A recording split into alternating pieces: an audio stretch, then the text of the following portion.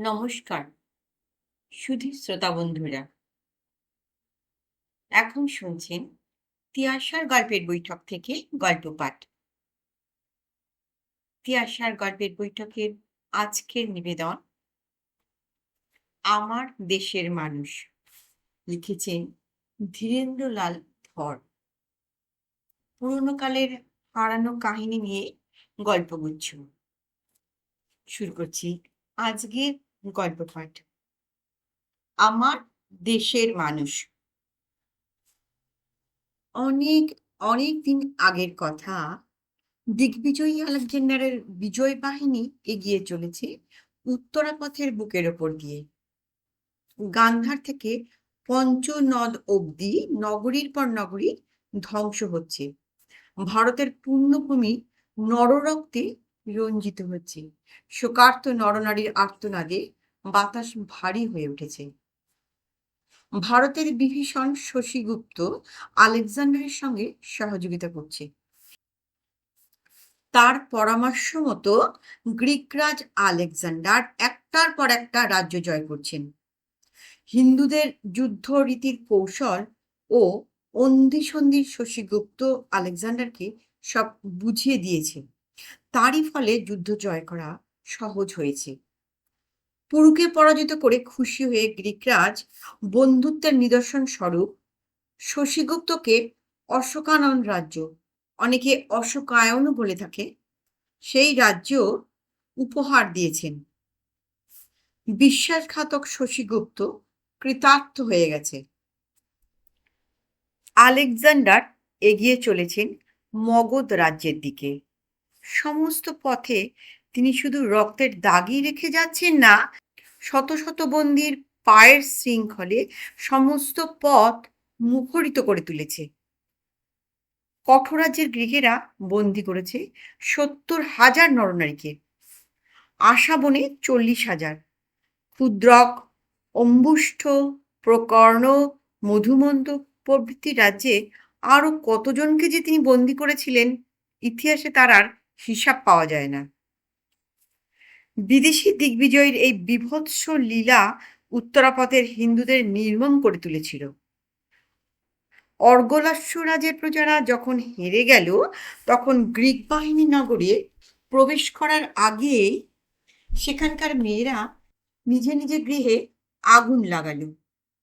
সন্তানকে বুকে নিয়ে মেয়েরা সেই আগুনে ঝাঁপিয়ে পড়ল। ২০,০০০ শিশু রমণী কয়েক ঘন্টার মধ্যে অগ্নিলীন হয়ে গেল। আলেকজান্ডার যখন নগরে প্রবেশ করলেন, তখন সেখানে রাশি রাশি চিতাভস্ম ছাড়া আর কিছুই নেই। তারপর মশকাবতীর যুদ্ধে রাজ্য সৈন্যকে পরাজিত করে গ্রিক বাহিনী যখন পরিখা অতিক্রম করে প্রাকার তোরণ ভেঙে যখন নগরের মধ্যে প্রবেশ করলো, তখন তাদের গতি রোধ করে দাঁড়ালেন মশকাবতীর রানী কৃপা দেবী, আর তার পিছনে হাজার হাজার অশ্বারোহিণী পুরনারী, তাদের হাতে খোলা তলোয়ার, মাথায় ও বুকে আটা ইস্পাতের বর্ম। গ্রিক বাহিনীর মাঝে তারা ঝাঁপিয়ে পড়লেন। অসিতে অসিতে বেঁধে গেল প্রচন্ড সংগ্রাম। তবে সে সংগ্রাম বেশিক্ষণ চলল না। গ্রিকদের মতন অভিজ্ঞতা ও রণকৌশল কৃপাদেবীর ছিল না। অল্পক্ষণের মধ্যেই তারা পরাজয় মানলেন। তবে সে পরাজয়ের মাঝে কোনো গ্লানি ছিল না।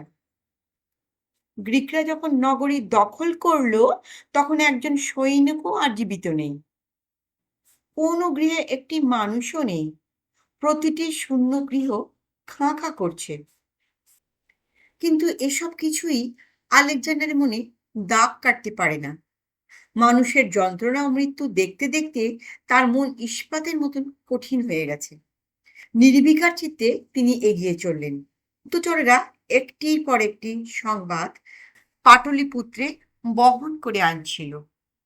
মগধরাজ শঙ্কিত হয়ে উঠেছিলেন। শেষে উত্তরাপথের সর্বশেষে সুবন্ধুকে তিনি পাঠালেন। সুবন্ধু অর্গলাস্য ও মশকাবতীর শ্মশান দেখে চমকে উঠলেন। তিনি বুঝতে পারলেন শুধু তথ্য সংগ্রহ করলেই হবে না, ভারতের বুক থেকে এই মহামারী কি করে দূর করা যায় সেই উপায়ও উদ্ভাবন করতে হবে। সারা রাত সুবন্ধু ভাবেন, ভাবেন আর ভাবেন। ব্রাহ্মণের দীর্ঘ শিখা যতই বাতাসে ওড়ে, সম্ভব অসম্ভব নানা পরিকল্পনা ততই মাথার মধ্যে তার ঘোরে। সহসা বিদ্যুৎ দীপ্তির মতো তিনি ছুটলেন আশা কাননের দিকে। আশা কাননে সুবন্ধু সুবর্ণ দিয়ে কয়েকজন দুর্দান্ত তস্করকে একত্রিত করলেন। তারা রাত্রে রাজপ্রাসাদের শয়নকক্ষে ঢুকে শশীগুপ্তকে খুন করল। তারপর প্রভাতকালে সেই খবর রাষ্ট্র করে অসন্তুষ্ট প্রজা সাধারণের মাঝে অরাজকতা সৃষ্টি করল। সুবন্ধু ইতিমধ্যে ছুটলেন আলেকজান্ডারের সঙ্গে দেখা করতে। আলেকজান্ডার তখন পঞ্চনদ পার হয়ে অগ্রসর হচ্ছেন। সন্ধ্যাবেলা সৈনিকেরা এক ব্রাহ্মণকে ধরে আনলো। বলল, লোকটি সন্দেহজনকভাবে তাঁবুর আশেপাশে ঘুরে বেড়াচ্ছিল, নিশ্চয়ই কোনো গুপ্তচর। ব্রাহ্মণ বললেন, আমি সন্ন্যাসী। আলেকজান্ডার বললেন, আমার তাঁবুর চারিপাশে ঘুরছিলে কেন? দিগ্বিজয় সম্রাটকে দেখবার জন্য কৌতূহল ছিল। উত্তর শুনে আলেকজান্ডার খুশি হলেন, মৃদু হেসে বললেন, কিছু সুবর্ণ চাই, এই তো? আগে না সম্রাট, আমি আপনার করতলের রেখাগুলো একবার দেখতে চাই। আলেকজান্ডারের বয়স ছিল কম, কৌতূহলকে তিনি জয় করতে পারেননি। দক্ষিণ করতলে মিলে ধরলেন ব্রাহ্মণের সামনে। ব্রাহ্মণ তীক্ষ্ণ চোখে রেখাগুলো দেখলেন। তারপর গাত্রবস্ত্রের মুঠ থেকে একখণ্ড খড়ি বের করে মাটিতে কয়েকটি হিজিবিজি কেটে কিছুক্ষণ বাদে বললেন, আপনার এখন ভারত থেকে ফিরে যাওয়াই বাঞ্ছনীয় সম্রাট। পিছনের বিজিত রাজ্যগুলির মাঝে শীঘ্রই ব্যাপকভাবে বিদ্রোহ দেখা দেবে, তখন আপনি আর ফিরতে পারবেন না। সম্রাট জিজ্ঞাসা করলেন, কোথায় সর্বপ্রথম বিদ্রোহ দেখা দেবে বলতে পারেন? সন্ন্যাসী বললেন, এই হিন্দুস্থানে। হিন্দুস্থানের কোন রাজ্যে? আপনি একে একে বিজিত রাজ্যগুলির নাম করুন। আলেকজান্ডার একে একে বলতে শুরু করলেন, ক্ষুদ্রাক, মালব, বৃক, ত্রিগত্র, শল্য, কারুষ, কেকয়, কাশ্মীর, সুস্থল, অম্বুষ্ঠ, মদ্র, মধুমন্ত, শিবি, আশাবন। ব্রাহ্মণ একটি করে নাম শোনেন আর খড়ির দাগ কাটেন। তারপরে মাথা নেড়ে বলেন, না, এ রাজ্য নয়। শেষে আলেকজান্ডার উচ্চারণ করলেন, আশা কানন। ব্রাহ্মণ রেখাপাত করেই বললেন, এইখানেই প্রথম বিদ্রোহের আগুন জ্বলবে। তারপর আশাবন, তারপর পশ্চিমের যে পথ ধরে আপনি ভারতে এসেছেন সেই পথে সর্বত্রই অরাজকতা দেখা দেবে। আলেকজান্ডার আবার জিজ্ঞাসা করলেন, কবে থেকে সেই বিদ্রোহ সূচিত হবে? তিথি দেখে হিসেব করে দিচ্ছি সম্রাট, তারপর বলছি আপনাকে। ব্রাহ্মণ খড়ি নিয়ে কিছুক্ষণ হিজিবিজি কাটলেন। বিদ্রোহ শুরু হয়ে গেছে সম্রাট। শুরু হয়ে গেছে? আমি এক্ষুনি সংবাদ সংগ্রহের জন্য দূত পাঠাচ্ছি। তোমার গণনা যদি সত্য হয়, তুমি সহস্র মুদ্রা পুরস্কার পাবে, আর যদি মিথ্যা হয় তোমার প্রাণ যাবে। তখনই আশা কাননে দূত ছুটল। আশা কানন থেকেও দূত আসছিল। মধ্যপথে পরস্পরের দেখা হলো। পরদিন সন্ধ্যাবেলায় আলেকজান্ডার খবর পেলেন বন্ধু শশীগুপ্ত খুন হয়েছে। তখনই ব্রাহ্মণকে সহস্র সুবর্ণ মুদ্রা দেবার আদেশ হলো। আলেকজান্ডারকে আশীর্বাদ করে ব্রাহ্মণ বললেন, বিদায় নেবার আগে অযাচিতভাবে আপনাকে আরেকটি কথা বলে যেতে চাই। সম্রাট, আপনি আর অগ্রসর হবেন না। আপনার জীবন বিপন্ন হবে। যে বিরাট সাম্রাজ্য আপনি আয়ত্তে রাখতে পারবেন না, তা অধিকতর বিস্তার করার কোনো সার্থকতা নেই। আমার সাম্রাজ্যকে আমি সুশাসনে রাখতে পারবো না? না, সন্ন্যাস বললেন। কারণ কারণ জানতে চান? একখণ্ড শুষ্ক চামড়া আমাকে দিন, আপনাকে আমি কারণ দেখিয়ে দিচ্ছি। তখনই চামড়া আনানো হলো। চামড়াখানি মাটির উপর বিছিয়ে দিয়ে ব্রাহ্মণ বললেন, আপনি এই চামড়াখানির উপর দিয়ে হেঁটে যান তো কয়েক পা। আলেকজান্ডার অদম্য কৌতূহল নিয়েই চামড়ার উপর দিয়ে হাঁটতে শুরু করলেন। শুকনো চামড়া খড়খড় করে উঠল। সম্রাট চামড়াখানি এক প্রান্তে এসে পৌঁছতেই ব্রাহ্মণ বললেন, থামুন সম্রাট, একবার পিছনে ফিরে দেখুন তো, চামড়াখানির অপর প্রান্ত মাটির উপরে সমতল হয়ে পড়ে নেই, কতখানি উঁচু হয়ে উঠেছে। আপনি মাঝখানে এসে না দাঁড়ালে কোনো মতেই সমস্ত চামড়াখানি মাটির উপর সমতল হয়ে থাকবে না। বিরাট সাম্রাজ্যও চামড়ার মতোই।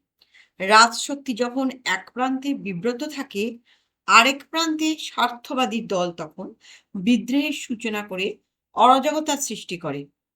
সেই জন্য ভারসাম্য রক্ষার জন্য রাজ্যের কেন্দ্রস্থলে রাজার উপস্থিত সব সময় প্রয়োজন। আপনি যখন মগধ রাজ্যে ঘোরতর যুদ্ধে লিপ্ত থাকবেন, সুদূর গ্রিস দেশে তখনই যদি কোনো গোলযোগ বাঁধে, সেখানে কিন্তু কিচ্ছু করার সামর্থ্য থাকবে না আপনার। কথাটা আলেকজান্ডারের মনে দাগ কাটল। সম্রাটের কপালে চিন্তার রেখা পড়ল। ব্রাহ্মণ বিদায় নিলেন। কিছুদিন ধরে গ্রিক সেনারা দেশে ফেরার জন্য উৎসুক হয়ে উঠেছিল। তাদের সঙ্গে পরামর্শ করে আলেকজান্ডার দেশে ফেরার উদ্যোগ করলেন। ব্রাহ্মণের কথাটা গোপন রইল না। যুদ্ধরত উত্তরাপথে ধন্য ধন্য রব উঠল। ব্রাহ্মণের পরিচয়ও আর গুপ্ত রইল না। পণ্ডিত সুবন্ধুর খ্যাতি লোকের মুখে মুখে ছড়িয়ে পড়ল সমগ্র জনগণের মাঝে। গ্রিক আক্রমণে শঙ্কিত নরনারী স্বস্তির নিঃশ্বাস ফেলে বাঁচল। শত সহস্রের জয়মাল্য গলায় নিয়ে সুবন্ধু যাত্রা করলেন পাটলিপুত্রের উদ্দেশ্যে। চন্দ্রগুপ্ত তখন মগধ জয়ের পরিকল্পনা করছেন। সুবন্ধুকে নন্দরাজার সঙ্গে যুক্ত হবার সুযোগ তিনি দেবেন না। পথের মধ্যে কূটনীতিক চাণক্যের নিয়োজিত গুপ্তঘাতকের হাতে সুবন্ধু নিহত হলেন। স্বার্থবাহকের কাছে তীক্ষ্ণ ধী দেশপ্রেমিকের এই হলো পরম পুরস্কার। নমস্কার। গল্পটা কেমন শুনলে? গল্পটা ভালো লাগলে অনুগ্রহ করে একটা লাইক করতে ভুলবেন না। আমার গল্পের নতুন শ্রোতা বন্ধু হলে চ্যানেলটিকে সাবস্ক্রাইব করে বেল আইকনটি অন করে রাখবেন।